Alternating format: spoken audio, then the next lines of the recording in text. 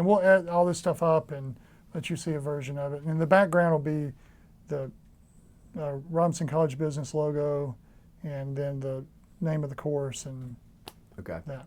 So I'll probably talk about coins at some point. That's Yeah, great example, right? Yeah, example. Georgia State. And Yeah. they're, I don't know if they're first generation, but Would they be, so I would talk through that example, in detail. yeah, we did I was going to send you that client story. We did a client story on them that sort of talked about some of this stuff. That might be helpful to use as collateral or something. Yeah, we'll use it as a class.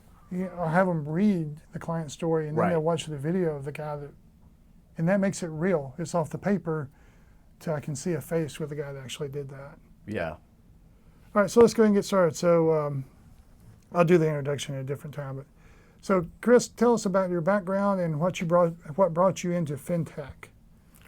Yeah, so I grew up here in Atlanta. I went to Georgia Tech for undergrad, and then actually did my MBA here at Georgia State, Robinson College Business. Started out the career working for Coca-Cola, large corporation, obviously, and then from there I went to AGCO, which is also I believe, Fortune 500 company, or one of Georgia's Fortune 100 companies. Quickly realized that, large corporate life wasn't for me, and there's a lot of bureaucracy and red tape, and it's hard to kind of make a difference within the company. And so about that time, I had heard of Silicon Valley Bank, which is the largest bank for technology companies in the country. It's been around for many years, and started that about 14 years ago here in Atlanta, and really just began working with early stage technology companies. It wasn't fintech specific at that time, but just any type of technology company either here in Atlanta or around the Southeast. For example, Cabbage is a very well known unicorn billion-dollar company that we have here in Atlanta, and I can remember when Cabbage was nothing more than a PowerPoint. Same with Cardlytics. They're a 450 employee company that went public last year. I met them when their Cardlytics consisted of a 10-page PowerPoint. So it was working with companies like that and providing them with specific banking services to help their growth trajectory, but also providing lending and debt capital to those companies. And so those companies will typically raise money from venture capitalists. They may raise $5 or $10 million, and then as a tech banker, we call it venture debt, but essentially we would add on some smaller portion of that, maybe it's $2 million of debt, and then that way that increases their kind of war chest or capital that they have that they can then use to build out their product and achieve their milestones. So let me ask you some of that. So with not a specific company, but say I have a good PowerPoint deck, I come to you, you really like it. What stage do you get in? Are you the first stage, the first money coming in? Are you the second money? Where is that in that capital stack? Where are you? Yeah, so at that time, or with that bank, it really could be at the earliest of stage. I mean, every company has to have a bank. And if you're going to have a bank, you might as well choose one that understands your business and the players that are in the space and can help you with thoughts, ideas, experience, and connections. And then from there, as you grow, then, if the company's successful and increasing sales each year and potentially raising venture capital, then all of those things bode well for providing additional kind of banking services, which oftentimes is in the lending capacity, as I was describing. So do you actually get involved with giving them advice if they're a startup company or just mainly making connections? Absolutely. So I do very much, the term trusted advisor gets thrown around a little bit too often and I think diluted to some extent, but that is how I see myself working with these companies, as being their partner and helping bring them into our technology ecosystem here in Atlanta, whether it be organizations that we have or various law firms or accounting firms that also specialize in working with those companies. You can only be as successful as those that you surround yourself with. So when I look at pure finance theory, it says if I'm a startup company with not much revenue, I don't want to have debt because those debt payments are going to be tough to make. I'd rather have equity because I don't have to have the debt payment coming every month or every 6 months. Yep. Well, So- it's a trade-off. It's risk and reward, right? Equity is yours to keep, whether you're successful or not, but you're also giving up a good portion of the ownership of your company. Debt, you do not give up ownership of the company, but to your point, you have to pay it back. So it's a trade-off, and it's kind of an analysis to decide where you think you are and if you can handle those payments. If it's a line of credit similar to a credit card that you might use to bridge yourself between paychecks because you know a paycheck is coming. So if you do a line of credit to someone and because they've made a sale but they haven't yet received those funds, that's a little less risky because you're just kind of bridging them until they receive that incoming sale or cash collection. On the venture debt side, that's certainly more risky. Again, if your goal was to raise $10 million, if you decided that's what you need to accomplish your goals or milestones, you're going to give up, depending on your stage, but you might give up 30 to 40% ownership of your company. So instead, maybe you take $7 million of venture capital and you augment that with $3 million of debt capital. And therefore, you're reducing how much of the company that you're giving up. But to your point, that does have to be repaid. But the assumption is that your revenue traction and all of your metrics are growing well. And whether that's you have enough sales that produce enough cash flows to pay off the loan, or it could be that you later raise $30 million for your next round of venture capital, and then you use some portion of that to retire that debt. So I basically, to get that debt portion, so if I'm the equity investor, I know they're going to take venture debt. Am I concerned that they're going to use part of my money to pay that debt if times get tough? Or No, they basically have all that use, the sources and uses, the uses are already lined up. That's kind of I remember when I first kind of got into this business and someone asked me a very similar question. But essentially you're increasing your war chest and you've got more cash now to develop your product or hire your sales team or whatever that may be. And those debt payments typically aren't going to start until, maybe 6 months down the road or something to that effect. And those payments are going to be kind of, call it $100,000 a month or something. So you're increasing your kind of upfront ability to get things accomplished. But yes, you are using that to repay the debt, but it sort of spreads out the time that that's done. So basically, I need to see this revenue coming. If I get the war chest, I can build up the business. I can get that revenue coming relatively quickly. If the revenue's 5 years away, I got no shot, right? It has to be within a 6 month, 1 year time window when I think I'll be cash flow positive, or just enough cash flow to. It really depends. If you're close to cash flow positive, then you can start repaying that debt out of cash flow. But again, it may be a milestone that allows you to raise $30 million of venture capital, and then you can use that to pay off the debt, and then maybe you augment that with some additional debt.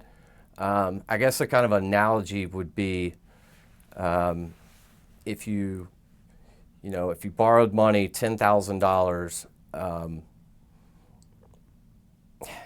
I don't think I've got an analogy I use for this. I've never heard this before, so this I've learned. I didn't know venture debt existed, so this is made worth my time getting out of bed. It's kind of like if you had $10,000 in credit card debt right now, and you had $10,000 in your bank account, you could pay off that debt today, but then you would have no money. So I would rather pay that off, $1,000 a month, and that way if something comes up tomorrow, I've still got a cash reserve to address it. Maybe it's a great opportunity to hire a great person and develop a new product, but I have that upfront cash to pay them. Oh, that's a good way to think about it. So are those interest rates for venture debt higher? Where would they, if I'm looking at AAA, AA, single A, where would you put that in the quality and the premium above It's Treasury? not as high as you might think, but I would say if you're a large investment grade company, you're going to be paying around 3% interest rate. These types of deals typically look, maybe it's 5, 6, or 7% interest Well, rate. that's a lot cheaper than I thought. So it's cheaper, it's not as much you might think. And then if it's that venture debt scenario I just described, if you think about it, I said your goal is to raise 10 million of equity, but instead you've taken 7 of equity and 3 of debt. At the end of the day, that really looks and feels like equity because you're still early stage and using it for those early stage build out things.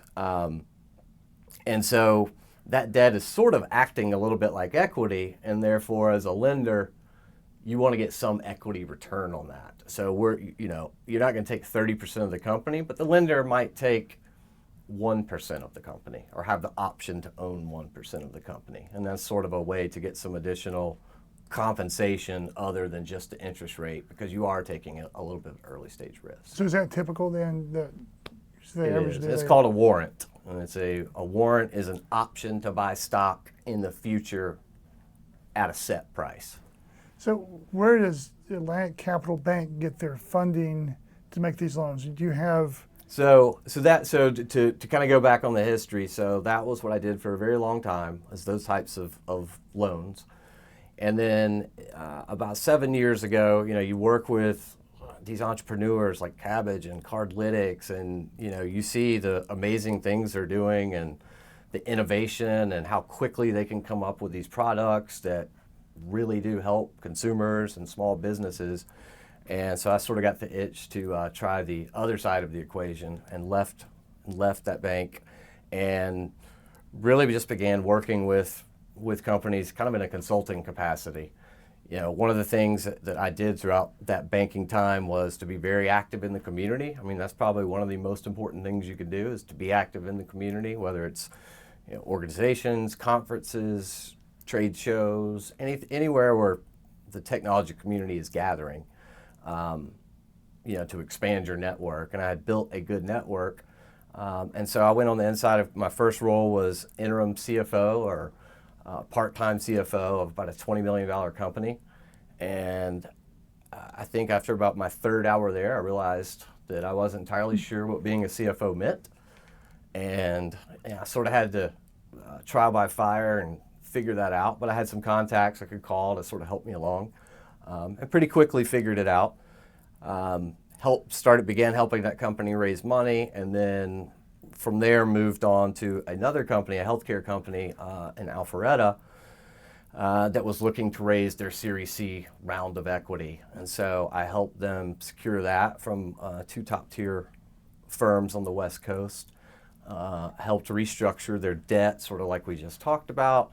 And then from there began working on new products and trying to increase operational efficiencies, which sounds like a fancy word, but at the end of the day, it's just looking at a process and how can you make it better. If everybody's looking at a different spreadsheet to get an answer, well, why don't we have them all looking at the same spreadsheet as one very tiny example? So I was really able to learn a lot of good operational experience during that time. And then from there, I went to work for an early stage fintech company. I think I was the 5th employee, so very early. And really helped that company, did my part to help them grow, built an inside sales team, and at that time, part of my job was to secure a bank partnership because a lot of fintechs, they're either selling to banks, they have a product a bank could use, or, they've got a consumer or business product that typically involves the movement of money. And anytime you're talking about moving money, a bank has to be involved. Banks are notoriously slow. They're large and bureaucratic, and they love to have lots of meetings about meetings. And so it can be very frustrating as an early stage company and you're losing money every day. I mean, you're losing, call it $10,000 a day of cash that you're burning through. Maybe it's 5, maybe it's 15. And then when a bank looks at you and says, "This is great, we love it," we think over the next 2 years we might could work this into our product set. You're thinking, "There's no way I can make this last for 2 years. There's got to be a better way." So about that time, I began talking to Atlantic Capital Bank, where I've now been for 2 years, and talking about those frustrations as an early stage fintech, and how do you talk to banks, and how do banks know how to talk to fintechs. A lot of this is new for them. And at the same time, Atlantic Capital, who had already established itself as a top 50 payments bank in the U.S., even though we're a relatively small bank compared to the large ones out there, payments is an area where we're subject matter experts and we understand it very well. At that time, but they had worked with more traditional companies. So think about a payroll company. There's a lot of payments that go out. You have to pay thousands of employees. So that was kind of more traditional looking companies. But while I was going through my frustrations, they were starting to get inquiries from fintechs about how could they work together. And that was not something the bank had done before. So I started 2 years ago to build out a fintech practice.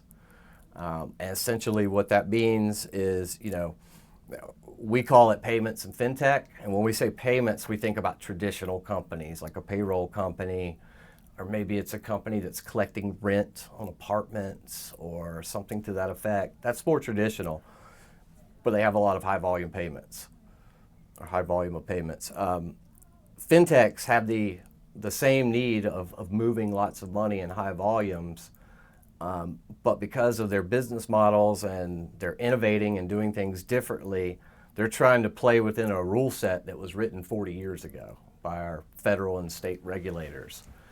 So that can get a little bit hairy to figure that out, especially as an early stage company. I mean, learning all the rules and regulations, it's a very complex landscape. And so, like I say, I came on to build out the practice so that enable us to work with those companies. And that's what we did. And, again, the commonality is the high volume of payments. But the difference is, it's called compliance. You have to comply with all of these rules and regulations. So if you think about someone like Western Union is in the business of sending money, and that is how they make money. They send money and they make a little bit off of each transaction. Fintechs are not necessarily in the business of moving money. They're in the business of helping consumers and helping small businesses. Moving money is sort of an ancillary or secondary component of that. But because they're moving money, each federally and each state has very different rules on who they consider a money mover. The term is money transmitter. And so if you're a Western Union, you have to get a money transmitter license in every state. Fintech companies, they do not look and feel or smell like a money transmitter because that's not the primary reason they're in business. But because of some of those rules and there's some ambiguity there, and again, they differ from state to state, the best thing a fintech can do is to partner up with a bank into an account, because all banks are licensed money transmitters. That's the nature of a bank. And so if a fintech can piggyback or attach themselves to that bank and therefore that license to move money, then they can limit or mitigate their potential compliance risk. So is there a place to see an overview of those regulations that won't make me go nuts? And this is very complex and somewhat fragmented landscape, and there's no just single source of truth. You have two different types of regulators, for example. There's the OCC, Office of Comptroller Currency? Yeah, Office of Comptroller of Currency. Comptroller of Currency, I got it backwards. And they regulate federally chartered banks. So banks are licensed to operate at a federal level in all states. And then you have state banks, and they get a state bank charter. They're regulated by the FDIC. And so you've got two different sets of regulators who are trying to figure out this world, and they come to different conclusions. You may talk to one regulator and he says that's perfectly fine, and the other one says no way. So, like I say, there's a lot of ambiguity there. So there's no really single source of the truth. I mean, those two websites are one place to get it. I know the Federal Reserve Bank puts out white papers. They just recently did one, or about to release one on financial inclusion. That's a great resource, is kind of finding those white papers without getting bogged down into legal language Right. and regulations. So you talked about fintechs piggy banking on Atlantic Capital. Could you give me, like with Coin, could you give me like a couple of Yeah. examples of that and kind of walk through what you do for them? Yeah, so I mean, a great example is a company called Coins, spelled with a Q. They're both Georgia State graduates, maybe just a few years ago. And they've got a very cool mobile app that B2C, business to direct from business to consumer, that allows you sign up for the app and you put in your debit card information, and then every time you swipe your card, wherever that may be, they round up that transaction to the nearest dollar. Those roundups aggregate throughout the month. So at the end of the month, maybe it's $30, $40, $50, depending on how many times you swipe your card. And then they kind of hold that money throughout the month, sort of keep it here in their pocket. And then at the end of the month, they send that as an extra payment to your credit card, or maybe it's your student debt or some other debt you may have. So it's a way to sort of take spare change from your life and your finances and send that as extra in addition to your normal monthly payment to help pay that debt down quicker. Christian Zimmerman and Nate Washington are the co-founders. Like I said, they're graduates here, and they've built a great business. And I would consider them very much to be hustlers, which you have to be in this world, in the tech world. It's fast moving, and they've done a great job of being out and about in the market. They've put themselves out there, whether that's through social media or LinkedIn videos, thought kind of white papers. They're active at conferences and in the venture capital world, so they've done a really good job of folks getting to know them. But they didn't really know anything when they started. They just know they had a cool idea that the market, or that the consumers were receptive to. And so when you talk about the fact that you need to move a lot of money, but you really don't know anything about what you're doing other than the fact that you've built a cool app, that gets into difficult territory to manage. And again, as I said, banks, they can be a little bit old and stodgy and don't move as fast. And then you've got an early stage fintech that just wants to get things done immediately, and not realizing that banks are probably the most regulated business there is in the United States. There are endless amounts of rules and regulations. At any given, like for example, at our bank, I think we get about 10 external audits a year, whether that's from accountants or it's from regulators, our own folks we hire to make sure that we're doing things right. It's just, I've even learned a lot in the last 2 years of just how regulated it is, and there's so many things you have to think about. So it's easy to say banks are slow, but there's a reason they're slow. They kind of have to be. At Atlantic Capital, we're a bit of a smaller bank in terms of employee size, and we're headquartered here in Atlanta. And so we can typically move a little bit faster.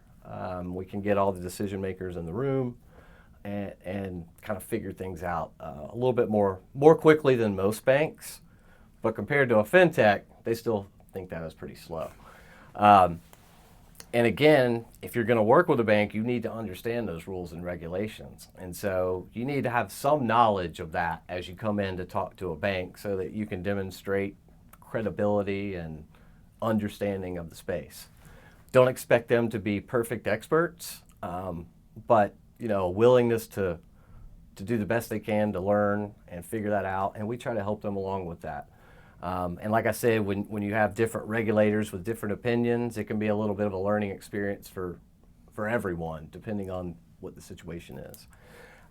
But essentially what we do with like a Coins is, if we're going to allow them to move money and sort of piggyback off of our money transmission license, then we need to ensure that they are they're managing their compliance just like we would.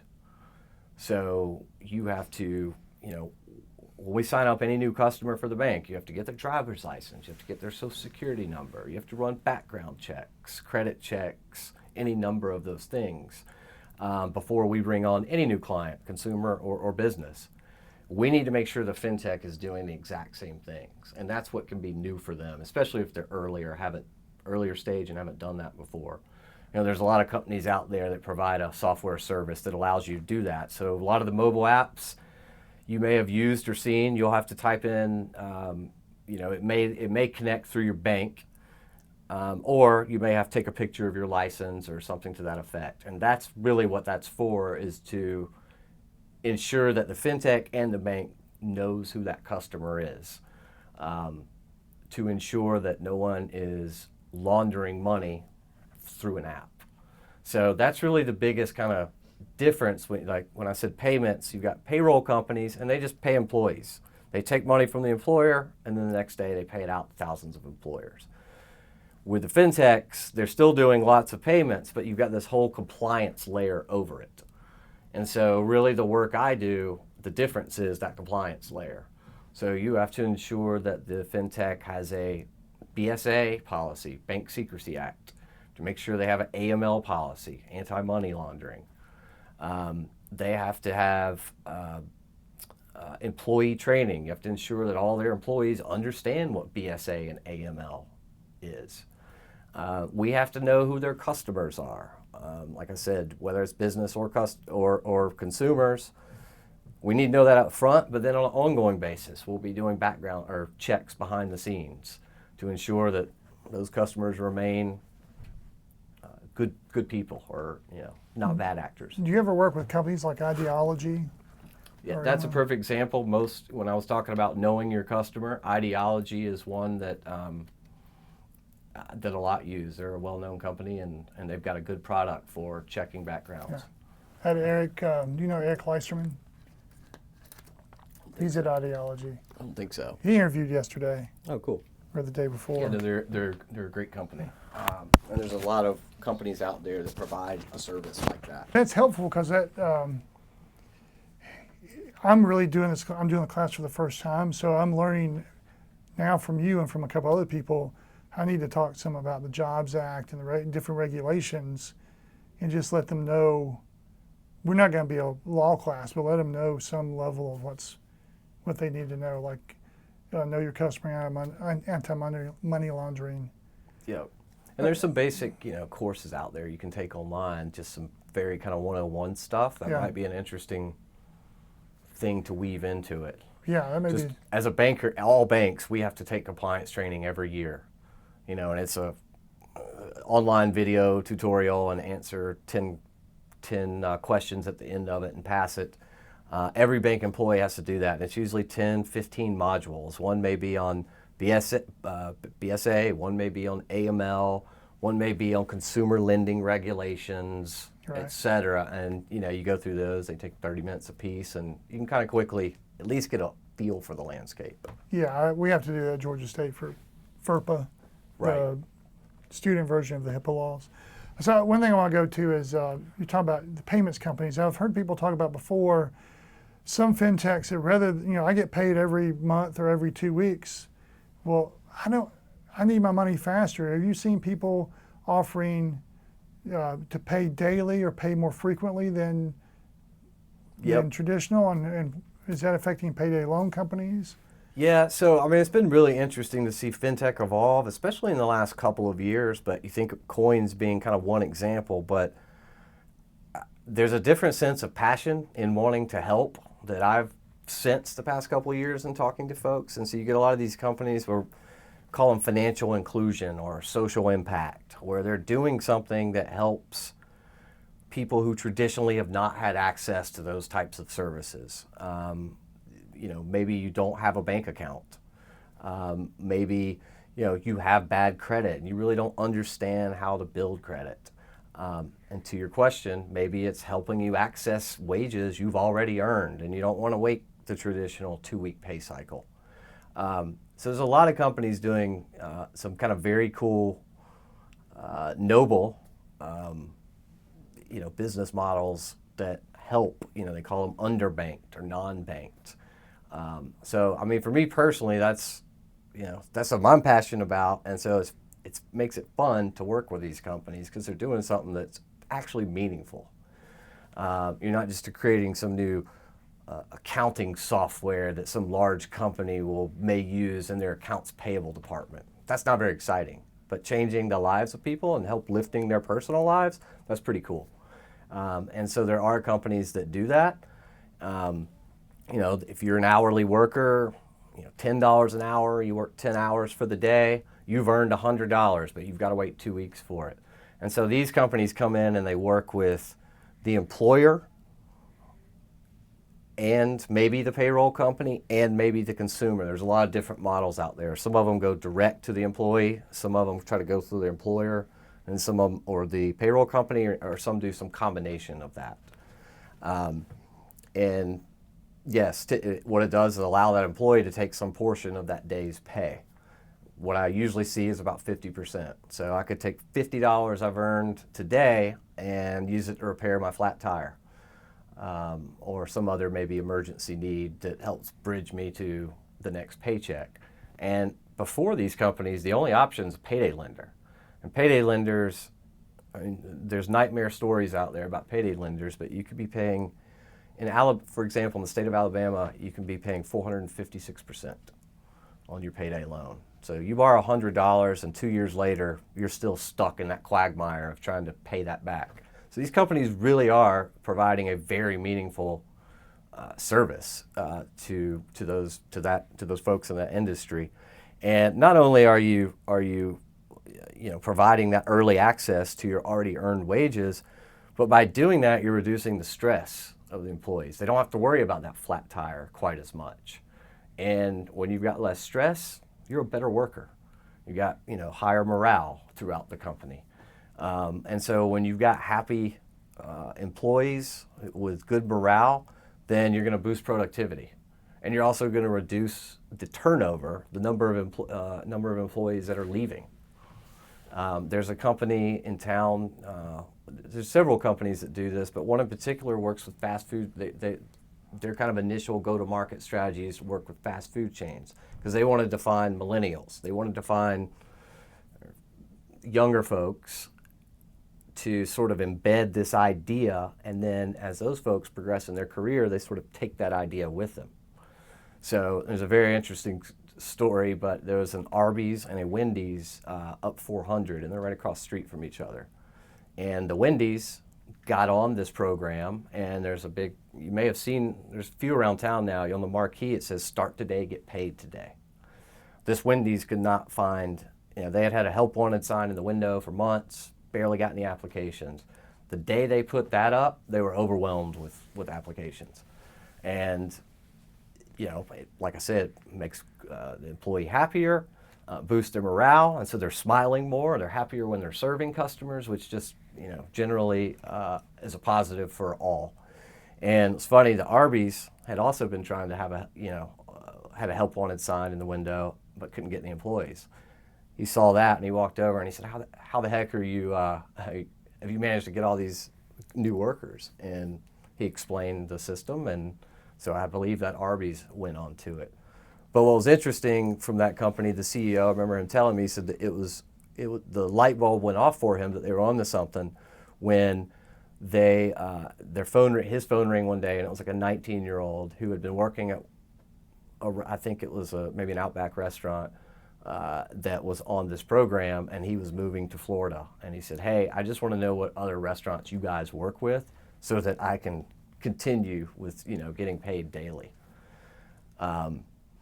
So yeah, that's just another great example of helping folks. But there's a lot of, again, that's moving a lot of money, and there's a lot of implications for that. I mean, if you're a large Delta or Home Depot, UPS, all those have lots of hourly workers. But for the last 100 years, since the Industrial Revolution really is when it began, we got on this 2-week pay cycle. Up until the Industrial Revolution, everyone was paid daily. You're a farmhand, you get paid daily.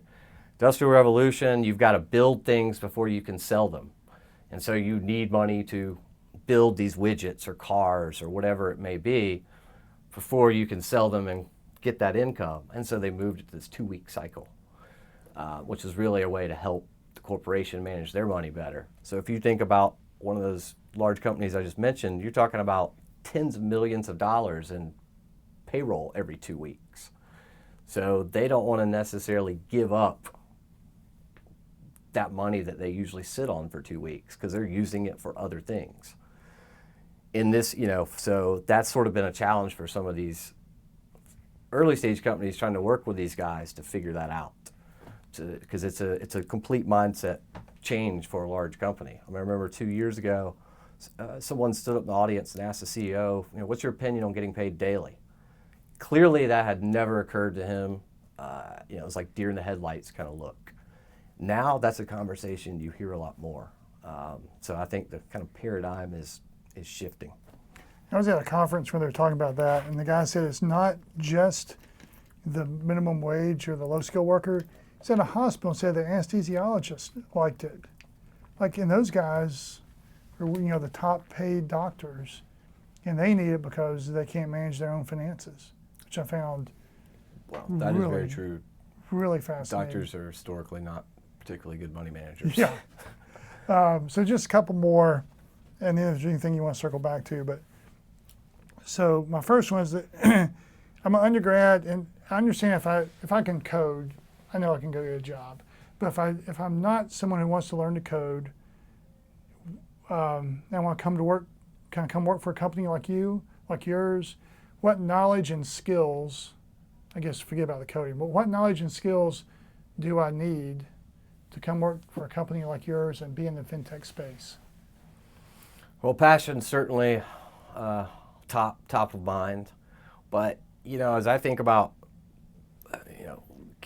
graduating as an undergraduate, and then as I said, I went to school here and for graduate school, and so as I think about that process and what I've learned since then, I think the biggest things are, like I said earlier, get out in the community, get out to some of these organizations. We've got TAG, Technology Association of Georgia. It's one of the largest in the country. They do almost daily events. Some of them are, young professional events. Some of them are geared specifically toward recent graduates, and it might be nothing more than a mixer where they're serving free beer, which is never a bad thing, and you can just kind of meet folks and learn what's going on. Sound like a parent, I guess, to some degree, but reading, read, the latest and greatest books, and there's a lot of interesting ones, not just boring business books. One of the biggest things that's helped me, and it sounds silly, but read the paper. Wall Street Journal is a great resource for just learning what's kind of going on in the world, and they have sections devoted to technology.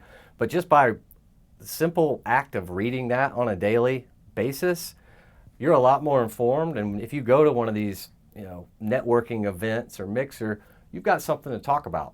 Hey, did you just see that so-and-so raised a bunch of money, or this bank's in trouble for doing this, or whatever it may be, but you're just a lot more informed about what's going on in the business world around you. I mean, I think just those 3 simple things can elevate most people considerably above the rest.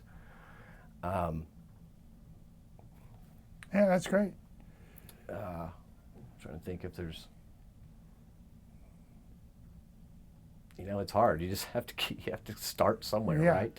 Yeah, I will put But when the beer comment, free beer must be 21 because yeah, right. some of my Well, I was thinking college, but you're Yeah. right. There's a lot of them that are not 21. Yeah. So I think that's it. Is there anything else you want to add? Anything you can think of?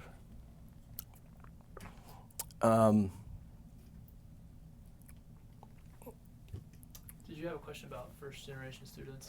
Oh, well, you kind of answered that with your advice to but yeah, if you're not just this area, but just from a general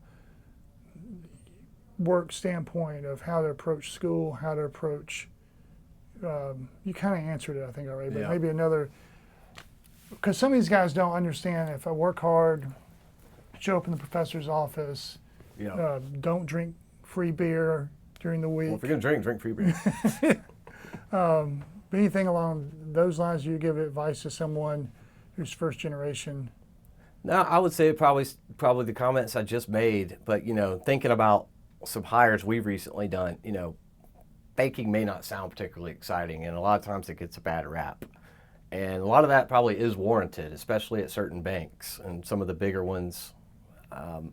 It can be difficult, but there are a lot of banks out there, ours included, that really are passionate about helping and doing noble things and helping fuel the prosperity of these companies or all of our clients. And